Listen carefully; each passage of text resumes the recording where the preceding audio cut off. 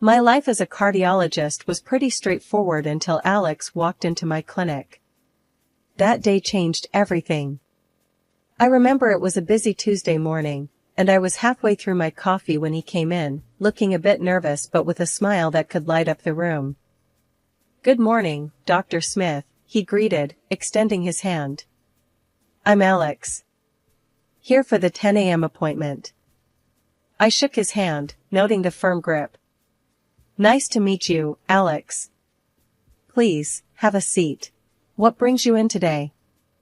He laughed, a bit awkwardly, and said, "Well, I've been getting these weird chest pains." "Probably nothing, but my buddy dared me to get it checked out, said I'm getting old." I couldn't help but smile. "Let's not jump to conclusions. We'll run some tests and see what's up. How old are you, if you don't mind me asking?" 32, he replied, with a grin. "But according to my friend, that's ancient." The consultation went smoothly. Alex was easy to talk to, and he had a way of making the mundane seem interesting. After the tests, I assured him there was nothing serious, just stress-related. He seemed relieved, but lingered a bit longer than necessary. "So, Dr. Smith, since I'm all healthy and not ancient yet, would you consider having dinner with me? As a thank you for the peace of mind?" His tone was playful, but I could tell he was serious. I hesitated, not used to mixing work with my personal life.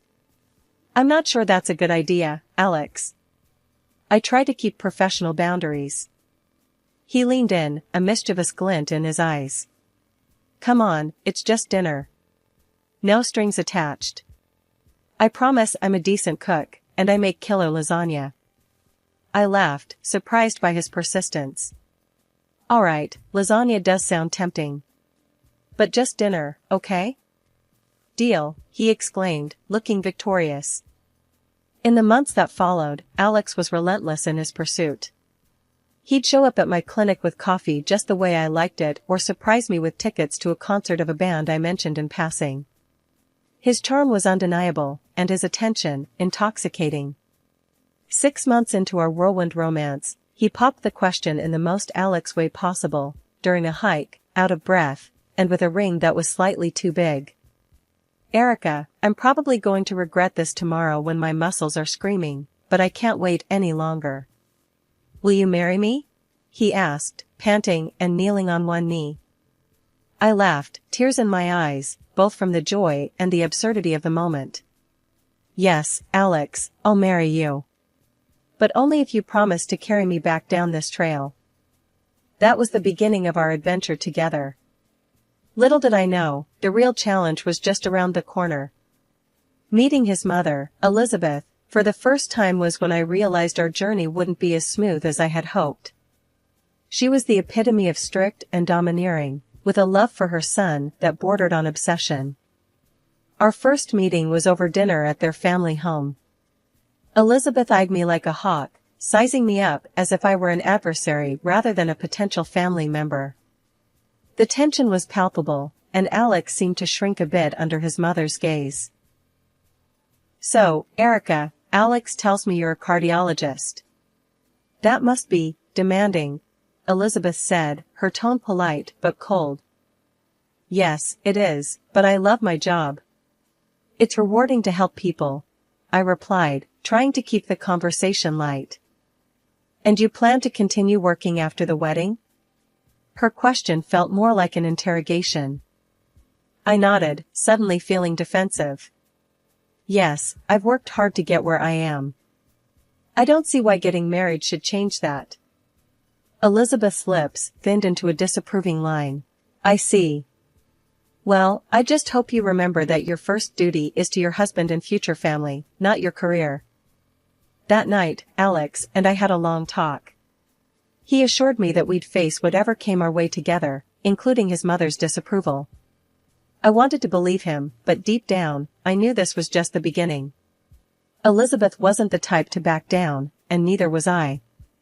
After the wedding, Alex and I settled into our routine. Life was good, or so I thought, until Elizabeth, my mother-in-law, decided it was her divine mission to fix our lives. Her surprise visits became a regular annoyance, each one marked by her critical eye scanning our apartment like a drill sergeant inspecting a barracks. One Saturday, as Alex and I were enjoying a rare lazy morning, the doorbell rang. I glanced at the clock, 8 a.m., and groaned. Alex shot me a knowing look before heading to the door. Sure enough, Elizabeth barged in, her eyes immediately zeroing in on the unwashed dishes from last night's dinner. "Good morning, Elizabeth," I said, trying to keep my voice neutral. "To what do we owe the pleasure?" She sniffed, ignoring my question. "You know, Erica, a clean home is a happy home. It's not healthy to live in such disarray." Alex, ever the peacemaker, chimed in. "Mom, we were just about to clean up. Why don't you sit down, and I'll make you some coffee?" But Elizabeth was on a roll, her gaze now fixed on the living room. "And that couch. It's all wrong for the space. Have you considered moving it against the other wall? And those curtains. Dear, they do nothing for the room." I bit my tongue, counting to 10 in my head. Alex, sensing my growing irritation, tried to steer his mother towards the kitchen. "Mom, seriously, the coffee. Let's go." As they disappeared into the kitchen, I followed, not ready to let Elizabeth have free rein in my apartment. The criticism didn't stop at the decor. Next, she launched into our dietary habits when she noticed the takeout boxes in the trash. "Eating out again? You know, Erica, a wife should take care of her husband's health. Home-cooked meals are the cornerstone of a happy marriage." That did it. I could handle the digs at my cleaning and decorating, but questioning my role as a wife was a step too far. "Elizabeth, I appreciate your concern, but Alex and I are quite happy with our arrangement. We both work long hours, and sometimes, takeout is just easier." She tooted, shaking her head. "I just don't understand your generation.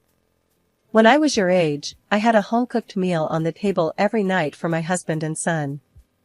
Alex, bless him, jumped to my defense.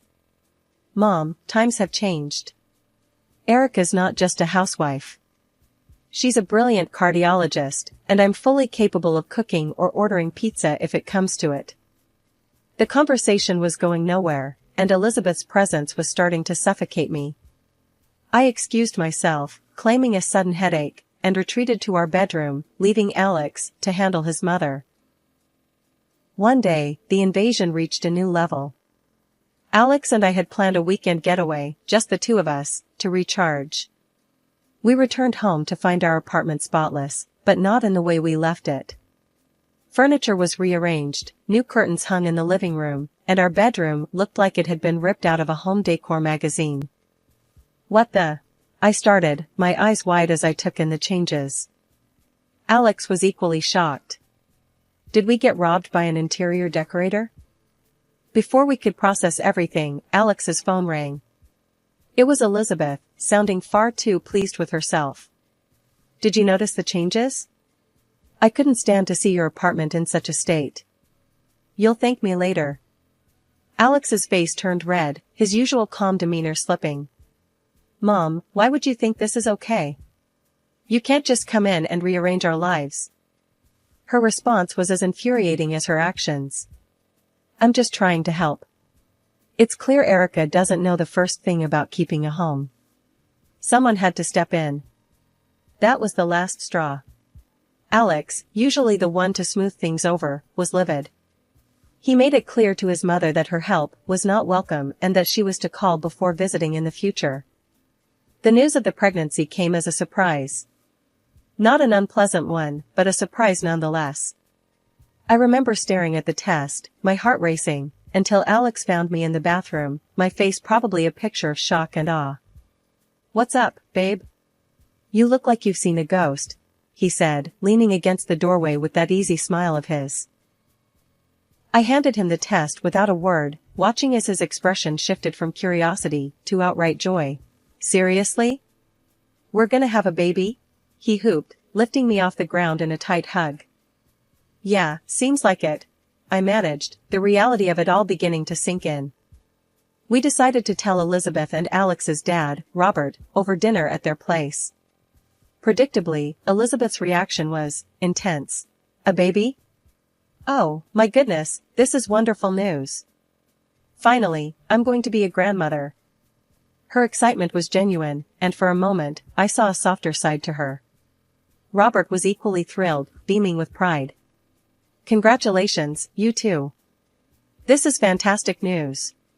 But, of course, Elizabeth couldn't let the moment pass without slipping in her 2 cents. Erica, you'll have to be very careful now. Pregnancy isn't easy, and with your job. Well, I just hope you're planning to take it easy. I bristled at the comment, ready to defend my ability to work and be pregnant, but Alex squeezed my hand under the table, a silent plea to let it go for the night. The pregnancy wasn't easy, as Elizabeth had so eagerly predicted. My peanut allergy, always a nuisance, became a constant threat, requiring me to be extra vigilant. Elizabeth, ever the helpful in-law, had plenty to say about that too. During one particularly difficult week, when I was feeling run down and tired from juggling work and pregnancy, Elizabeth dropped by unannounced, as was her habit. Erica, you look exhausted. Are you sure you should still be working? A woman in your condition needs to rest, she clucked, eyeing me like I was a fragile piece of china. I sighed, not in the mood for a lecture. Elizabeth, I'm fine. My doctor says it's okay to work, and I need to stay active. But your allergies, dear. It's just not safe. What if something happens? You're not just responsible for yourself now, she pressed, her tone a mix of concern and criticism. Alex came to my rescue, walking into the room with perfect timing. Mom, Erica's a doctor. She knows what she's doing. Let's not stress her out more, okay? Elizabeth huffed, clearly not convinced, but dropped the subject. Her concern was touching, in a way, but suffocating. I was a cardiologist, for crying out loud. I knew how to take care of myself and my baby. When we found out we were having a girl, Elizabeth's excitement reached new heights. A granddaughter. Oh, Alex, we must start planning the baby shower immediately. And the nursery. Erica, have you thought about the nursery? After Emily was born, I took a year off to be with her, which was amazing, but also isolating. I missed my work, my colleagues, and the part of me that thrived on helping others. So, I decided it was time to go back, at least part-time, which meant we needed a nanny. The plan seemed simple enough until Elizabeth caught wind of it. She showed up unannounced, as was her way, her face stormy the moment I opened the door. A nanny? Really, Erica? You're going to let a stranger raise our Emily? She practically spat the words out, her disdain for the idea palpable. I sighed, bracing myself for the inevitable confrontation. Elizabeth, it's not like that. I'm going back to work part-time. We need someone to watch Emily, Anne. And what? I'm not good enough to watch my own granddaughter. She cut in, her voice rising with each word. It wasn't that she wasn't good enough, it was just that. Well, Elizabeth and I had our differences, and the thought of dealing with her criticisms on a daily basis made my stomach turn. But she was family, and deep down, I hoped this might bridge the gap between us. Look, if you want to help, that would be great. But we're going to do this my way. I can't have you undermining me at every turn, I said, trying to sound more confident than I felt. Elizabeth's eyes narrowed, but after a moment, she nodded. Fine. But I expect to be paid like any other nanny. That should have been my first red flag. Paying Elizabeth felt weird, but if it kept the peace, I was willing to try it. However, peace was the last thing it brought. Every day, I'd come home to a litany of complaints. You're out of laundry detergent again, or, I had to throw out that stale bread. Don't you ever clean out your pantry? It was relentless. Alex tried to mediate, bless him, but it was like trying to stop a hurricane with a fence. One day, I'd had enough.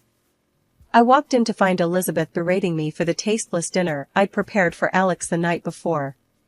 You can't feed a child, let alone a grown man, with this slop.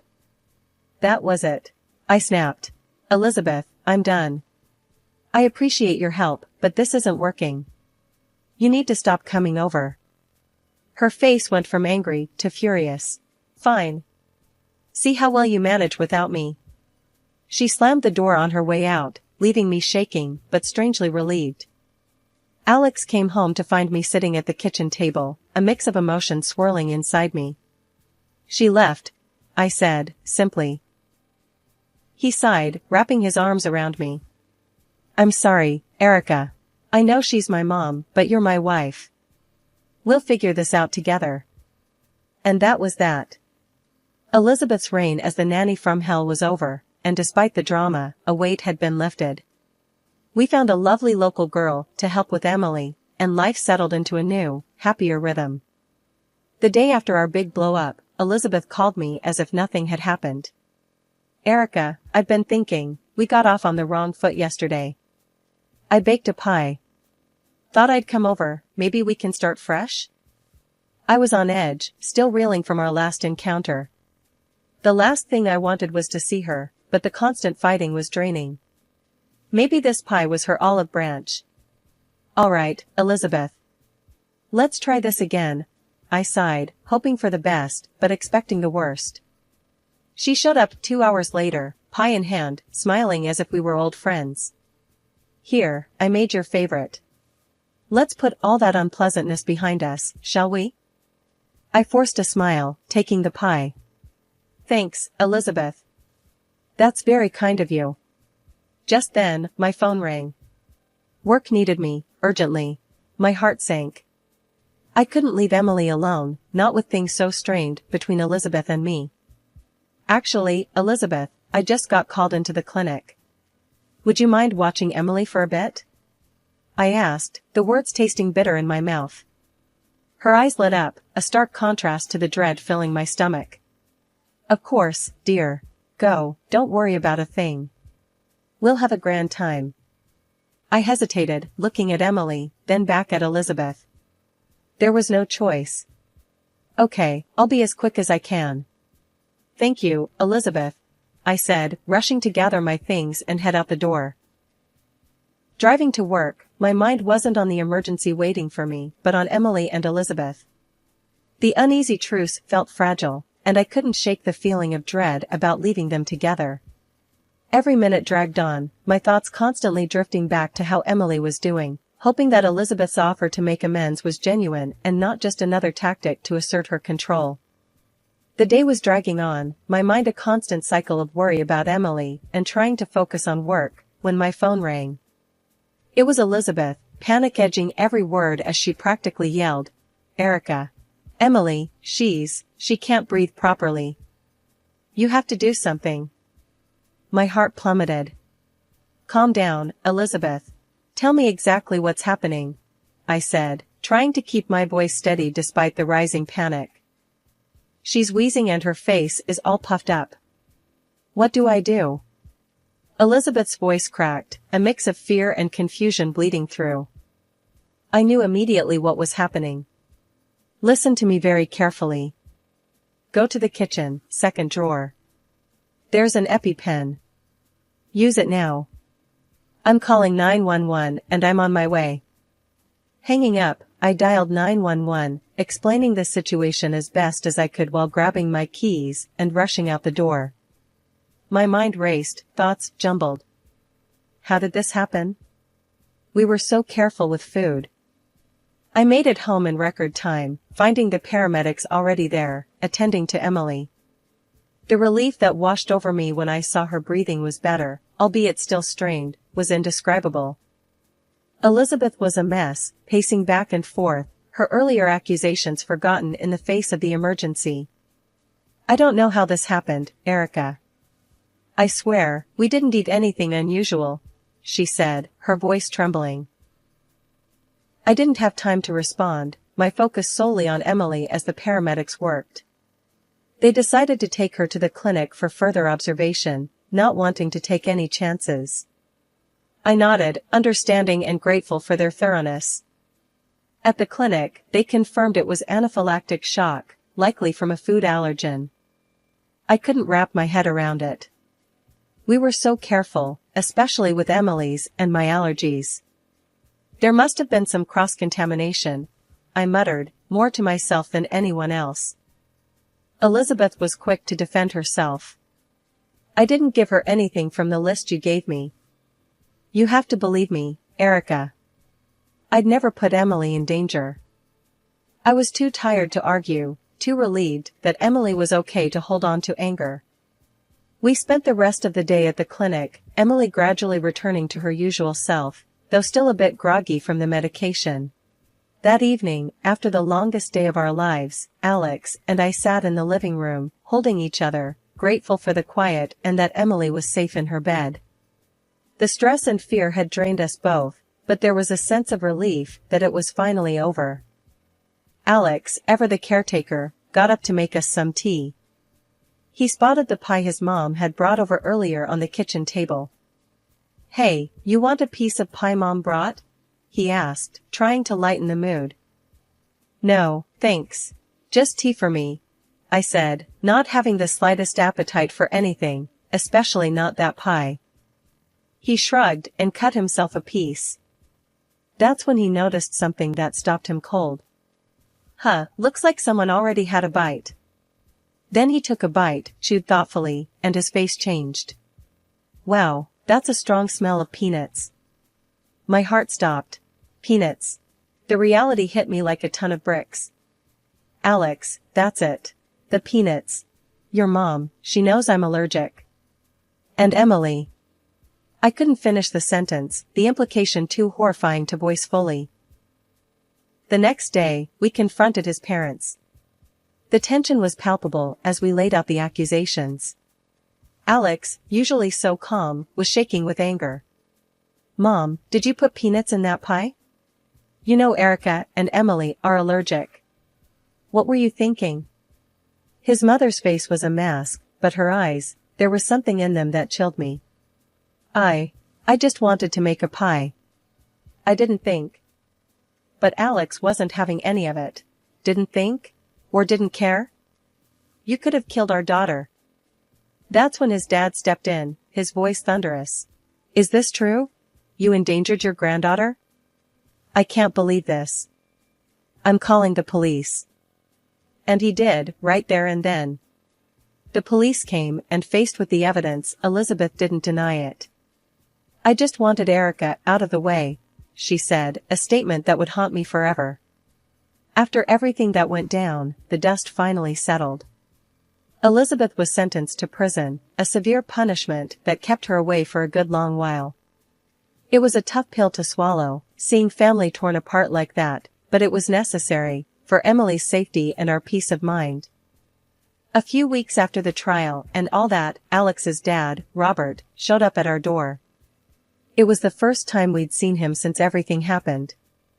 The man looked like he'd aged years in just a few months, weariness etched into every line on his face. He didn't waste any time, just got right to the point. "Erica, Alex. I'm so sorry. For what Elizabeth did. I can't even begin to. I just never thought." Alex cut him off, not unkindly. "Dad, it's okay. We know you had nothing to do with it." Robert nodded, his eyes misty. "I brought something for Emily. And, if it's all right with you, I'd like to see her. Missed her like crazy." Looking at Alex, we shared a silent conversation. This was his dad, Emily's granddad. Family, despite the chaos and hurt. "Of course, she'd love to see you, Robert. Wouldn't you, Emmy?" I said, turning to our daughter, who was eyeing the big bag of gifts with wide, curious eyes. "Grandpa," Emily squealed, recognizing him instantly. The joy in Robert's eyes was unmistakable as he knelt down to hug her, handing over the gifts one by one, each wrapped with care. Later, sitting down with cups of coffee, Robert spoke up again. "I've filed for divorce. Can't stay married to someone capable of, well, you know. It's hard, after all these years, but it's for the best." Alex put a hand on his father's shoulder. "It's going to be okay, Dad. We're here for you. We're family." "Yeah," I added, squeezing Alex's hand. "We'll get through this together. And hey, Emmy's got her grandpa back. That's all that matters." Robert smiled, a genuine, relieved smile. Thank you, both of you. Means the world to me. I just want to be a part of your lives, and Emmy's. Make up for lost time. And that was our new beginning. A fresh start, not just for us, but for Robert too. Life had thrown us a curveball, but we'd caught it, and now, we were moving forward, together.